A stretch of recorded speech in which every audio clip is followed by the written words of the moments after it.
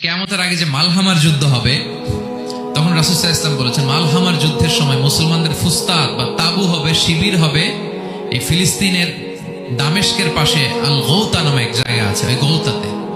এবং ঈসা আলাইহিস সালাম এসে যে দাজ্জালকে হত্যা করবেন সেটা ওই শামে, ফিলিস্তিনের বাবুল লুদ এখনো একটা জায়গা আছে, ওই জায়গাটার নাম এখনো বাবুল লুদ। ওখানে তিনি দাজ্জালকে হত্যা করবেন এবং সেখানে একটা সাদা মিনারা আছে, ফেরেশতার পাখায় ভর করে ঈসা আলাইহিস সালাম তখন সেখানে নেমে আসবেন। ওই ফিলিস্তিনের ওই শাম দেশের ওই মিনারার পাশে তিনি এসে পৃথিবীতে তিনি নুজুল করবেন, নুজুল ঈসা আলাইহিস সালাম। তো তিন এবং জাইতুনের কসম করে বেসিক্যালি আল্লাহ তাআলা ঈসা আলাইহিস সালামের জন্মস্থানের কসম করেছেন, কারণ তিন এবং জাইতুন, ডুমুর এবং জলপাই, অলিভ কোন দেশে বেশি হয়? শাম দেশে। আওয়াজ করে বলেন কোন দেশে? বর্তমান ফিলিস্তিন এবং সিরিয়া, এবং ওই ভূখণ্ডে আল্লাহ নবী ঈসা আলাইহিস সালামের জন্মস্থান। তাহলে এই দুই ফলের কসম করে বেসিক্যালি আল্লাহ তাআলা ঈসা আলাইহিস সালামের জন্মস্থানের কসম করেছেন, ওনার প্রতি নাজিল হওয়া যে তাওরাত ইনজিল গ্রন্থ, এই রেভেলেশনের কসম করেছেন। আচ্ছা, এরপরে ওয়াতুরে সিনিন, সিনাই পর্বতের কসম। সিনাই পর্বত বা তুর পাহাড় হচ্ছে মিশরে অবস্থিত, আর মিশর হচ্ছে মুসা আলাইহিস সালামের জন্মস্থান। কার জন্মস্থান? মুসা আলাইহিস সালামের জন্মস্থান। তাহলে ওয়াতুরে সিনিন, তুর পাহাড়ের কসম বুঝিয়ে আল্লাহ তাআলা মূলত মুসা আলাইহিস সালামের জন্মস্থানের কসম করেছেন, যেখানে তাওরাত নাজিল হয়েছে। এরপরে ওয়াহাদাল বালাদিল আমিন, এই নিরাপদ শহর বলে আল্লাহ তাআলা মক্কা শহরকে বুঝিয়েছেন। আর মক্কা কার জন্মস্থান বলেন তো? মুহাম্মদুর রাসূলুল্লাহ সাল্লাল্লাহু আলাইহি ওয়াসাল্লাম, সাইয়্যিদুল মুরসালিন, খাতামুন নবিয়্যিন, রাহমাতাল লিল আলামিন, হাবিবুল্লাহ মুহাম্মদুর রাসূলুল্লাহ সাল্লাল্লাহু আলাইহি ওয়াসাল্লামের জন্মস্থান।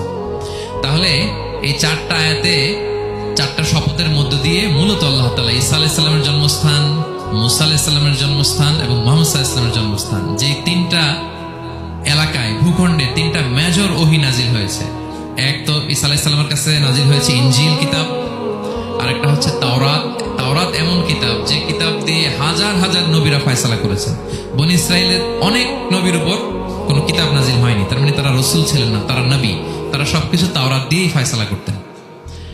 আর রাসূল সাল্লাল্লাহু আলাইহি ওয়াসাল্লামের উপর কোরআন নাজিল হয়েছে। তার মানে প্রথম চারটি শপথ দিয়ে বেসিক্যালি ইনজিলের শপথ, তাওরাতের শপথ এবং কোরআনের শপথ। বুঝতে পেরেছেন সবাই? শুরুতেই সূরাতুত তিনের কয়েকটা আয়াত তেলাওয়াত করেছে। এটা কালামুল্লাহ মাজিদের 95 নাম্বার সূরা। এই সূরাটা মক্কাতুল মুকাররমাতে নাজিল হয়েছে। এই সূরার আয়াত সংখ্যা 8টা। এই সূরার শুরুতে আল্লাহ তাআলা চারটা কসম করেছেন, ওয়াত-তিনি ওয়াজ-যাইতুনি ওয়া তুরি সিনিন ওয়া হাদাল বালাদিল আমিন। ওয়াত-তিন, তিনের কসম, ওয়াজ-যাইতুন, যাইতুনের কসম, ওয়া তুরি সিনিন, সিনাই পর্বতের কসম, ওয়া হাদাল বালাদিল আমিন, আর এই নিরাপদ শহরের কসম। তো চারটা শপথ করেছেন বা আল্লাহ তাআলা কসম করেছেন। কসম দিয়ে আল্লাহ তাআলা কোরআনের অনেক সূরা শুরু করেছেন। যেমন একটা সূরায় আল্লাহ ফজরের সময়ের কসম করেছেন, আল্লাহ বলেছেন ওয়াল ফজর।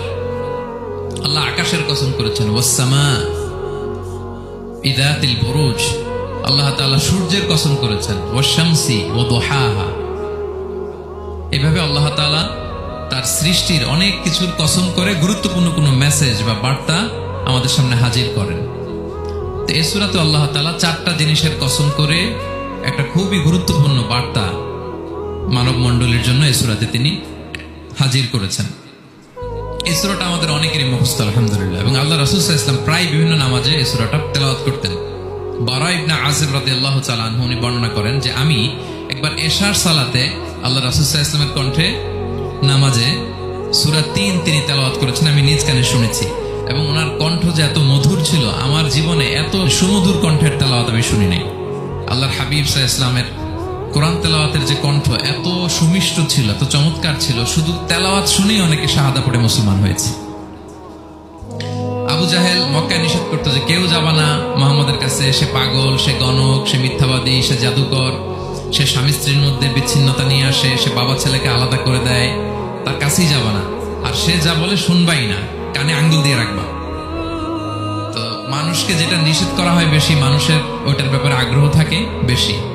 সে যত নিষেধ করতো মানুষ আরো বেশি বেশি যে শুনতো।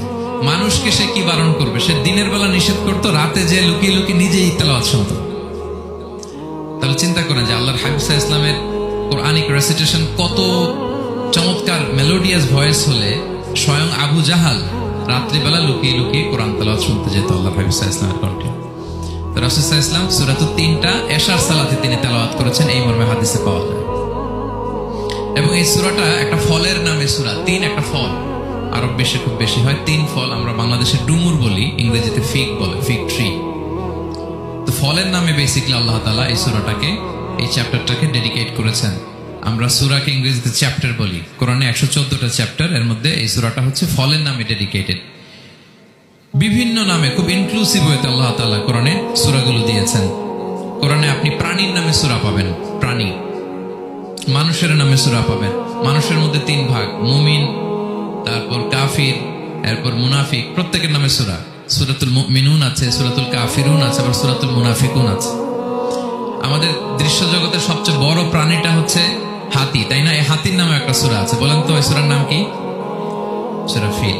তারপর আমরা যে দেখি আমাদের দৃশ্য জগতের সবচেয়ে ছোট প্রাণী হচ্ছে পিঁপড়া। পিঁপড়ার নামে একটা সূরা আছে, সূরা আন-নামল। আন-নামল মানে পিঁপড়ার সূরা। মাকড়সার নামে সূরা আছে, সূরাতুল আনকাবুত। তারপর গোষ্ঠীর নামে সূরা আছে, সূরাতু আলে ইমরান। বংশের নামে সূরা আছে, সূরাতু কুরাইশ, কুরাইশ বংশের নামে সূরা। এইভাবে খুব ইনক্লুসিভ ওয়েতে, এমন কিছু নাই যে আল্লাহ তাআলা উল্লেখ করেন নাই। মা ফাররাতনা ফিল কিতাবি মিন শাই, উল্লেখ করে নাই কোরআনে এমন কিছু নাই, সবকিছু আল্লাহ তাআলা উল্লেখ করেছেন। তো এই সূরাটা হচ্ছে একটা ফলের নামে। ফলটার নাম হচ্ছে তিন ফল। আল্লাহ তাআলা বলছেন ওয়াত-তিন, তিনের শপথ। আমি একবার সরল বঙ্গানুবাদ করি, এরপর আমি তাফসিরে ঢুকি। তিনের শপথ। ওয়াজ-জাইতুন, জাইতুনের শপথ। ওয়াতুরি সিনিন, সিনাই পর্বতের শপথ। ওয়াহাদাল বালাদিল আমিন, এই নিরাপদ শহরের শপথ। লাকাদ খালাকনাল ইনসানা ফি আহসানি তাকওয়িম, নিশ্চয় আমি মানুষকে খুব চমৎকার সুন্দর অবয়বে সৃষ্টি করেছি। সুম্মা রাদাদনাহু আসফালা সাফিলিন, এরপরে তাকে আবার নিচু থেকে নিচুর দিকে নামিয়ে দিয়েছি। ইল্লাল্লাযীনা আমানু ওয়া আমিলুস সলিহাত, তবে তারা ছাড়া যারা ঈমান এনেছে এবং সৎকর্ম করেছে। ফালাহুম আজরুন গায়রু মামনুন, তাদের জন্য আছে অফুরন্ত পুরস্কার। ফামা ইউকাযযিবুকা বা'দু বিদ্দিন, এগুলো জানার পরও কিসে তোমাকে দিন অস্বীকারের ব্যাপারে উদ্বুদ্ধ করলো? আলাইসাল্লাহু বিআহকামিল হাকিমিন, আল্লাহ তাআলা কি শ্রেষ্ঠ বিচারক নন? সাদাকাল্লাহুল আযীম। এই হচ্ছে এই সূরাটির সরল অনুবাদ। এবার আমরা তাফসিরে ঢুকি। প্রথমে আল্লাহ তাআলা বলেছেন ওয়াত-তিন, তিনের শপথ। তিন মানে তো আমরা জানলাম, তিন মানে ডুমুর। আল্লাহর হাবিব সাল্লাল্লাহু আলাইহি ওয়াসাল্লাম তিনি তিন ফল পছন্দ করতেন, এবং এটা ডায়াবেটিক্সের জন্য ভালো, ডায়াবেটিক্স নিয়ন্ত্রণ করে।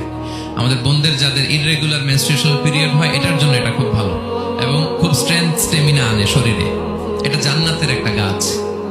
আদম আলাইহিস সালাম এবং হাওয়া আলাইহিস সালামকে যখন আল্লাহ বলেছিল ওয়ালা তাকরাবা হাযিহিশ শাজারাতা ফাতাকুনা মিনায যালিমিন, আদম এবং হাওয়া জান্নাতের সব জায়গায় যা যেতে মন চায় যাও, যা খেতে মন চায় খাও, এই নিষিদ্ধ গাছের কাছে যেও না, তাহলে তোমরা জালিম হয়ে যাবে। শয়তান এসে উল্টা বুঝালো, সে বলল তোমাদের খেতে নিষেধ করছে কেন জানো?